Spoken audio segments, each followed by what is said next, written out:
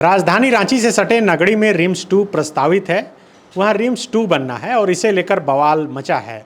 आज सुबह से ही लगातार लोग नगड़ी पहुंचकर उस ज़मीन पर हल चलाकर और खेत जोतने का प्रयास करते रहे। प्रशासन लाख रोकने का प्रयास की, लेकिन प्रशासन उन्हें रोक नहीं पाई, बल्कि सैकड़ों हज़ारों की संख्या में लोग उस बैरिकेटिंग को तोड़कर ज़मीन तक पहुँचे, हल बैल के साथ पहुँचे, खेत को जोता और उसमें फसल प्रतीकात्मक तौर पे भी उन्होंने लगाया और सरकार को एक मैसेज देने का काम किया।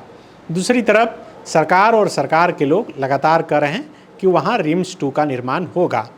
दरअसल नगड़ी का ये जो विवाद है, ये अभी कोई नया विवाद नहीं है। 2012 में जब झारखंड में अर्जुन मुंडा की सरकार थी, उस वक्त भी इसी नगड़ी की धरती पर एक लंबा आंदोलन चला था, महीनों तक आंदोलन चला था और उसके बाद सरकार को पीछे हटना पड़ा और वहाँ पर जो प्रस्तावित चीज़ें थी, बननी थी, वो वहाँ पर नहीं बन पाई, बल्कि दूसरे जगह उसे बनाना पड़ा। लेकिन फ़िलहाल जब झारखंड में हेमंत सोरेन की नेतृत्व वाली सरकार है और कहा जाता रहा है कि आदिवासियों की सरकार है, तब आखिर इस सरकार में आदिवासी खुद को कहने वाली सरकार का विरोध क्यों कर रहे हैं? इसका टेक्निकल कारण क्या है? आखिर नगड़ी की जो ज़मीन है, वो ज़मीन किसकी है? क्या वो ज़मीन बीएयू का है? क्या वो ज़मीन जो रैयत दावा कर रहे हैं उनका है, या फिर ये ज़मीन सरकार की है? आखिर ये ज़मीन का जो पुराना मसला है, ये कब से है? इस वीडियो में इसी मसले पर बात करेंगे। हमारे साथ मनोज पांडे हमारे सहयोगी हैं। पांडे जी, ये नगड़ी का जो विवाद है, ये कब का है? क्या 2012 का है या उससे पहले का है? विवाद तो 2012 का ही है। हाँ। कुछ हल्का फुल्का विवाद 2009-10 में भी शुरू हुआ, जब लोगों का ज़मीन का मालगुजारी का जो रसीद होता है, हाँ। वो कटना बंद हो गया। कितने एकड़ ज़मीन का ये मसला है? 227 एकड़ ज़मीन का ये मसला है। हाँ। दरअसल आप शुरू से बताइए, कब का ये मामला है, कैसे कैसे क्या हुआ, क्यों फिर से अभी विवाद जिंदा हुआ है?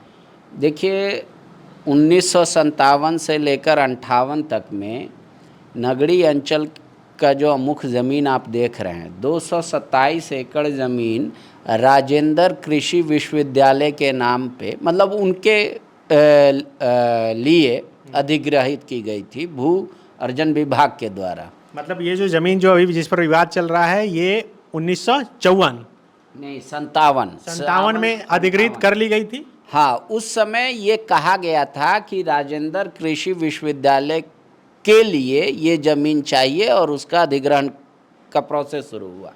तो उस समय जब सर्वे हुआ, तो उस समय 153 लोग उस 227 एकड़ ज़मीन के मालिक थे। 153 रैयत निकल कर सामने। हाँ, 153 परिवार।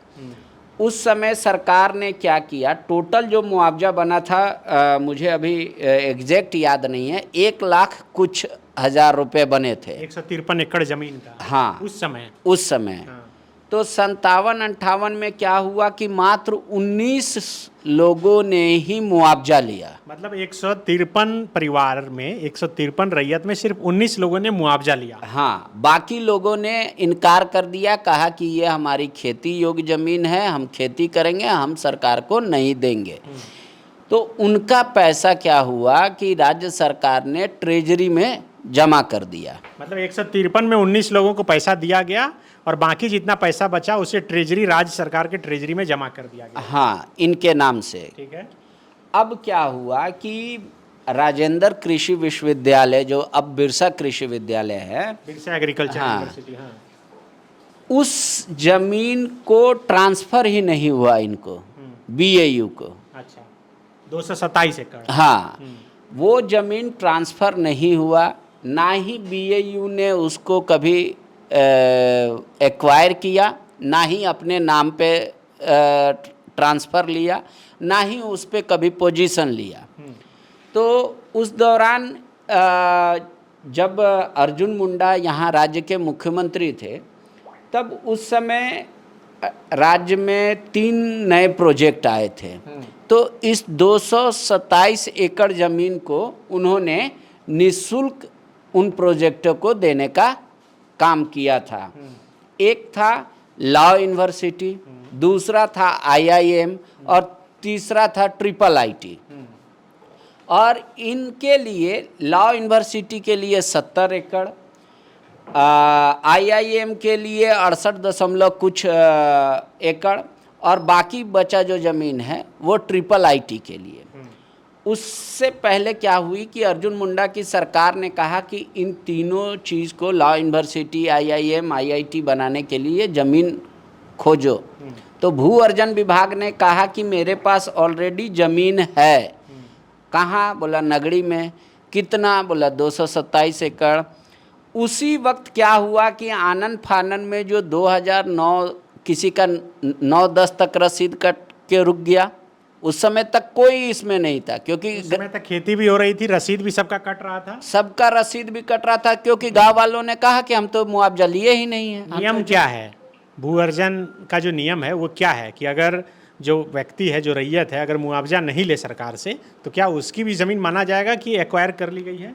ये अब टेक्निकली इसमें क्या है ये तो मुझे नहीं पता, लेकिन जिस पर्पस के लिए लैंड एक्विजिशन हुआ था और वो पर्पस भी फुलफिल नहीं हुआ। आप समझिए, आपने कहा राजेंद्र तो कृषि भूमि अधिग्रहण कानून में तो ऐसा है कि जिस पर्पस से आप लैंड एक्वायर किए, अगर वो पर्पस फुलफिल नहीं हो पा रहा है तो ऑटोमेटिक वो रैयत को भूमि फिर से चला जाएगा। वो तो 2013 का कानून है, हम लोग बात कर रहे हैं 1957-58 का। दोनों में बहुत अंतर है। कोई भी कानून जो है वो बैक डेट से लागू नहीं किया जा सकता। जो कानून बनेगा उस डेट से, जब उसके अधिसूचना 13 वाला कानून है, इस पर लागू नहीं होगा। हाँ हाँ, अब वो सरकार के ऊपर डिसीजन है, पर नियम यही है कि जो भी कानून बनता है ना, वो उस दिन से, जिस दिन उसकी अधिसूचना जारी होती है, उसके बाद से वो लागू होता है।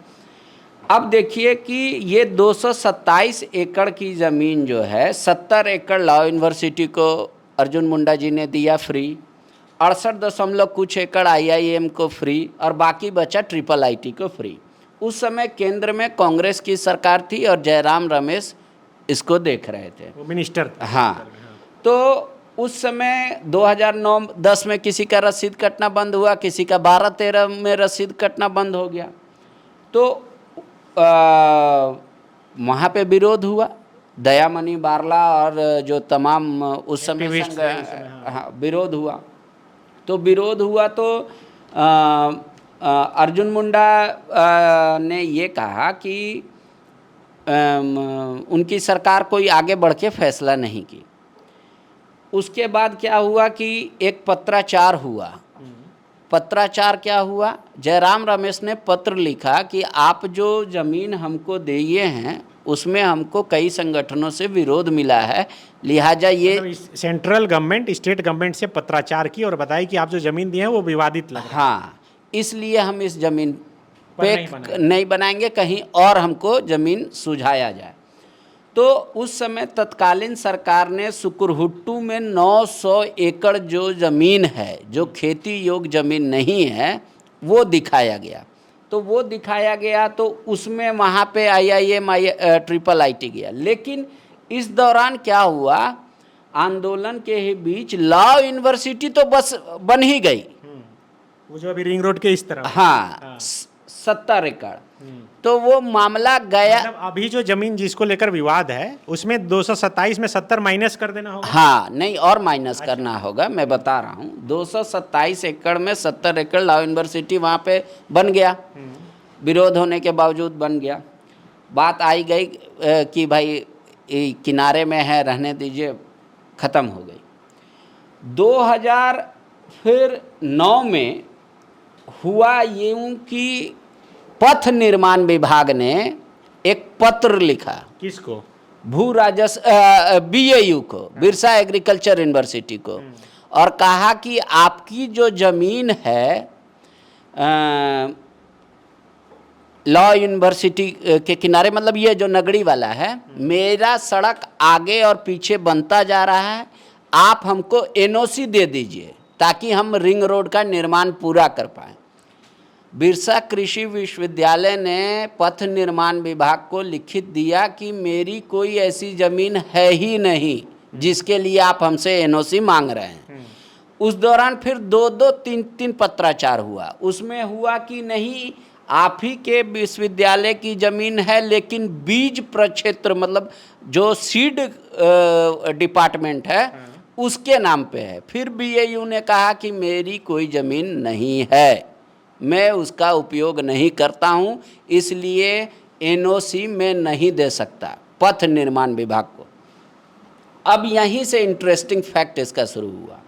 फैक्ट ये है कि उस दौरान जितने भी रिंग रोड बनते आ रहे थे उसके पीछे से, वहाँ के लोगों को मुआवजा पथ निर्माण विभाग फटाफट दे रही थी।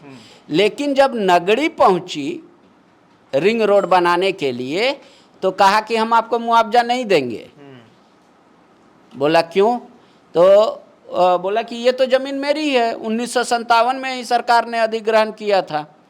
तो 2009 में जो 13 एकड़ कुछ डिसमिल ज़मीन रिंग रोड में गया, उसके खिलाफ कुछ लोग हाई कोर्ट गए थे, वहाँ के रैयत जो हैं। हाँ, कि भाई उधर सरकार मुआवजा दे रही है पथ निर्माण विभाग और इधर दे रही है, हमारी ज़मीन में मुआवजा नहीं दे रही है, इसलिए लिहाजा आप मुआवजा देने का आदेश दें।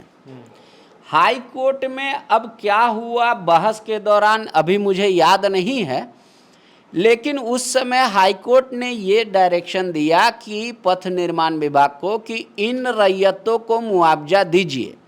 लेकिन ये जो ऑर्डर निकला 13 एकड़ कुछ डिसमिल के लिए ही नहीं निकला, ये पूरे 227 एकड़ के लिए ऑर्डर निकल गया कि मुआवजा दीजिए। और एथिक उस समय ऑर्डर निकला कि 227 एकड़ जो रैयत हैं उसको मुआवजा दीजिए। नहीं, उसमें तो बात गई थी 13 एकड़ कुछ डिसमिल का जो पथ निर्माण विभाग रिंग रोड के लिए ले रहा था। उस दौरान हाई कोर्ट में वही लोग गए थे जिनकी ज़मीन रिंग रोड में पड़ रही थी कि भाई उधर मुआवजा दे रहे हैं, इधर दे रहे हैं, और हमको बोल रहे हैं कि 1957 से मेरा ज़मीन है। तो हाई कोर्ट ने कहा कि नहीं, आप मुआवजा इनको भी दीजिए। लेकिन ऑर्डर कॉपी में शायद, जैसा वहाँ के एक्टिविस्ट बताते हैं, पूरा या जो सरकार का पक्ष बताते हैं, वो 227 एकड़ के लिए ऑर्डर निकल गया। हालांकि उस ऑर्डर को फिर चैलेंज किया गया, नहीं किया गया, वो अभी पड़ा हुआ था। इस बीच क्या हुआ कि रिंग रोड भी बन गया। अब बाकी बची ज़मीन जो है उसका रसीद भले ही कटना बंद हो गया हो, लोग उसको एज इट इज यूज़ कर रहे थे, ठीक है, क्योंकि उसमें 70 एकड़ चाहिए था लॉ यूनिवर्सिटी, वो ले ली। 13 एकड़ कुछ चाहिए था इनको, हाँ, वो गया। अब जब ये सब कुछ हुआ तो IIT और IIM लॉ यूनिवर्सिटी में, तो लॉ यूनिवर्सिटी का तो हो गया, पर IIT IIM दूसरे जगह चला गया। अब ये मामला इसी बात को लेकर है कि ग्रामीण ये कहते हैं कि जब हमारे पुरखा पुरनिया ने मुआवजा लिया ही नहीं, उन्होंने मना कर दिया कि ये कहते हुए कि ये ज़मीन खेती योग्य है, हम खेती करते, ये ज़मीन नहीं देंगे, तो सरकार ने अधिग्रहण कैसे किया? और सरकार कहती है कि हम 57-58 में ही अधिग्रहण कर चुके हैं। लेकिन चंपई सोरेन कह रहे हैं कि किसी भी ज़मीन का जो अधिग्रहण हुआ उसका कारण होता है, पर्पस क्यों चाहिए ज़मीन, तो वो ज़मीन का तो कोई पर्पस यूज़ नहीं हुआ, तो वैसे भी उनके रैयतों के पास है, तो इसको क्यों कर रहे हैं जबकि सरकार के पास सुकरोटू में ज़मीन है। लेकिन 2012 में जब आंदोलन हुआ तो क्या वो ज़मीन पर ही सिर्फ आंदोलन हुआ कि लोग कोर्ट भी गए थे उस समय? नहीं, उस समय कोई कोर्ट नहीं गया था। अभी तक रैयत जो है लड़ाई लड़ रहे हैं हमेशा, लेकिन कभी कोर्ट नहीं गए इस मसले पर? नहीं, कोर्ट में 2009 में मामला गया था, रिंग रोड का मसला, रिंग रोड का मसला को लेके, इस जमीन को लेकर नहीं, तो मतलब टोटल जमीन को लेके नहीं, उस रिंग रोड का मुआवजा की मांग को लेकर पथ निर्माण को ऑर्डर मिला, लेकिन उसमें पूरा का पूरा जमीन कोर्ट हो गया। अभी रैयत के पास ये ऑप्शन खुला है कि वो कोर्ट जा सकते हैं इस मसले को लेकर? कोर्ट जाने का तो ऑप्शन किसी के पास कभी भी खुला रहता है, जब तक अगर सुप्रीम कोर्ट से मामला न। हेमंत सोरेन की सरकार 1957-58 में जो एक्वायर हुआ है उसी आधार पर प्रपोज्ड हुआ कि यहाँ पर रिम्स 2 बनेगा। उस आधार पे सरकार कह रही है कि ये मेरा ज़मीन है, इसीलिए उसको घेराबंदी करा दी तार से। अब वहाँ पे कह रहे हैं कि रिम्स 2 बनाएंगे। सरकार का तर्क बस, आपके अनुसार किसकी ज़मीन है ये? मैं तो परिस्थिति बता दिया, मैं तो कोई जज नहीं हूँ ना, मैं बता सकता हूँ। अब कानून क्या कहता है, वही तो, कानून क्या कहता है हाँ, उसी ये हिसाब से बताइए। नहीं, कानून क्या कहता है इस बात की जानकारी नहीं है मुझे, मैं कानून की व्याख्या गलत भी कर सकता हूँ। और जब आप दर्शकों के लिए समाचार बता रहे हैं तो किसी एक पक्ष का तो बताएंगे नहीं। तो अब ये मामला या तो सरकार तय करे कि ज़मीन किसकी है, तर्क दोनों का अलग है। देखिए, एक मेरे पूर्वज पुरखा पुरनिया ने कभी ज़मीन का मुआवजा नहीं लिया, रसीद मेरा कटता रहा, तो ये ज़मीन सरकार की कैसे हुई। दूसरा सरकार का तर्क है कि भाई हमने तो 1957-58 में ही लिया, 19 लोग 153 लोग थे उस समय, 19 लोगों को मुआवजा मिला, बाकी का पैसा ट्रेजरी में जमा है। ये है बीएयू इससे अपने आप को दूर रखता है, ये कह के कि मैंने ज़मीन अपने नाम पे कभी लिया ही नहीं और ना ही एक्वायर किया, ना ही यूज किया, तो इसमें मेरा कोई लेना देना नहीं है। तो यही है इस टोटल ज़मीन का मसला। और अब इस ज़मीन का असल मालिक कौन है, या तो ये राज्य सरकार तय करे या फिर कोर्ट तय करे, यही दो विषय है। तो बिल्कुल ये नगड़ी में जो रिम्स 2 बनना है, उस ज़मीन को लेकर जो विवाद है उस पर हम लोगों ने कोशिश की कि थोड़ा डिटेल जानकारी आपको दी जाए। मनोज पांडे जी जो जानकारी दे रहे थे, तो तमाम जो एक्टिविस्ट शुरू से लड़ाई लड़े इसकी, दयामनी बारला और तमाम लोग, उनके आधार पर जो जानकारी जुटाई गई वही हम लोगों ने आपको दी। हो सकता है कि इसमें इधर उधर भी हो, अगर आपके पास कोई पुख्ता जानकारी हो तो आप कमेंट बॉक्स में नीचे लिख सकते हैं। नीचे और पांडे जी कुछ बता रहे हैं। देखिए, ये बिरसा एग्रीकल्चर यूनिवर्सिटी ने दिया है आरटीआई का जवाब। अच्छा। आप इसको पढ़ के दर्शकों को सुना दीजिए, दर्शक भी सुन लेंगे। ये दयामनी बारला जो है जर्नलिस्ट कम सोशल वर्कर, उन्होंने बिरसा एग्रीकल्चर यूनिवर्सिटी को लिखा था और उनके एप्लीकेशन पर यहाँ पर जवाब दिया गया है और कहा गया है कि on the subject and reference noted above kindly find enclosed your desire, ये बताया गया है इसमें। हाँ, इसमें इनका सवाल था कि पूर्ववर्ती राज्य सरकार ब्रैकेट में बिहार द्वारा 1958-59 में राजेंद्र कृषि विश्वविद्यालय, बिरसा कृषि विश्वविद्यालय कांके के नाम पर नगड़ी थाना संख्या 53 में कितना एकड़ भूमि अधिग्रहण किया गया। जवाब में दिया गया है कि इसकी कोई जानकारी निदेशालय बीज एवं प्रक्षेत्र में नहीं है। दूसरा सवाल था कि किन किन रैयतों का ज़मीन, कौन सा खाता नंबर, प्लॉट नंबर एवं कितना रकबा अधिग्रहण किया गया। इसमें भी कहा गया है कि इसकी भी जानकारी उन्हें नहीं है। तीसरा सवाल था कि जिन रैयतों की ज़मीन अधिग्रहण किया गया उन्हें ज़मीन का कीमत कितना भुगतान किया गया, पावती रसीद सहित बताया जाए। इसमें भी कहा गया है कि इसकी कोई जानकारी नहीं है, न ही पावती रसीद है। चौथा सवाल था कि रैयतों का ज़मीन का कीमत किस आधार से भुगतान किया गया, यदि ज़मीन अधिग्रहण किया गया तब उसका उपयोग आप किस उद्देश्य से अब तक करते आए हैं। निदेशालय बीज एवं प्रक्षेत्र द्वारा किसी प्रकार का ज़मीन अधिग्रहण के फलस्वरूप भुगतान नहीं किया गया, न ही उक्त ज़मीन का किसी प्रकार का उपयोग किया गया। ये जवाब दिया गया है बीज एवं प्रक्षेत्र के निदेशालय के तरफ से। ये एक और इसमें भी वही है और ज़्यादातर में वही जानकारी दी गई है कि कोई जानकारी ही उपलब्ध नहीं है।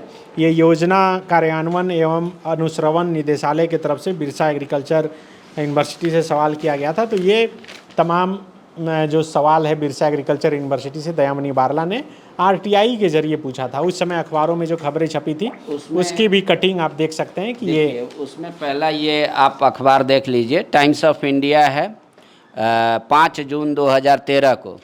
Ramesh wants 75 acres of land for IIM campus, Jairam Ramesh के बारे में ये खबर छपी थी। दूसरा इसमें टेलीग्राफ ने लिखा सुकुरहुट्टू ऑन आईआईएम कैंपस, उसका आधा कट गया। Advisory chief secretary decided a new site. नया साइट क्यों डिसाइड हुआ, वही जयराम रमेश ने पत्र लिखा था कि संगठन अब सुकुरहुट्टू की बंजर भूमि पर बनेगा आईआईएम। तो ये सुकुरहुट्टू चला गया। ये 5/6/2013 आज अखबार का कटिंग है। ये हिंदुस्तान अखबार में खबर छपी है कि सुकुरहुट्टू में बनेगा आईआईएम, मतलब यहाँ से वहाँ ट्रांसफ़र होगा। हाँ, क्योंकि उस समय जब प्रोजेक्ट बिल्डिंग में झारखंड ऑफिशियल्स के साथ रिव्यू मीटिंग कर रहे थे जयराम रमेश, तो उन्होंने कहा कि जो ज़मीन आप लोग 75 एकड़ हमको चाहिए, उसमें जो आप ये इतना पुलिंदा, दयामणि बारला और विभिन्न संगठनों का उन्होंने नाम कोट किया कि इन लोगों का विरोध दर्ज है, वहाँ पे क्यों ले जाना चाहते हैं। तो उन्होंने चीफ सेक्रेटरी को कहा था कि आप नया साइट खोज के दीजिए। तब चीफ सेक्रेटरी ने नया साइट सुकुरहुटू वाला खोज के दिया था कि आप यहाँ पर तीनों बना सकते हैं। तो हम समझते हैं कि आप ये जो विवाद है इसको अच्छे से समझ पाए होंगे, और आपके मन में भी कोई सवाल है या फिर इससे संबंधित कोई जानकारी है तो कमेंट बॉक्स में छोड़ दें। शुक्रिया।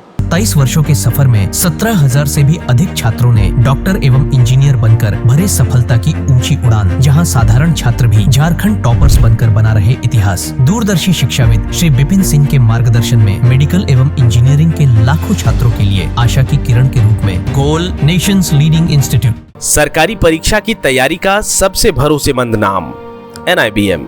अच्छा कोचिंग ढूंढ रहे थे तो फिर गूगल में ही बताया कि यहाँ का रेटिंग भी बहुत अच्छा था। पुरुलिया से आए हैं यहाँ पर कोचिंग करने के लिए।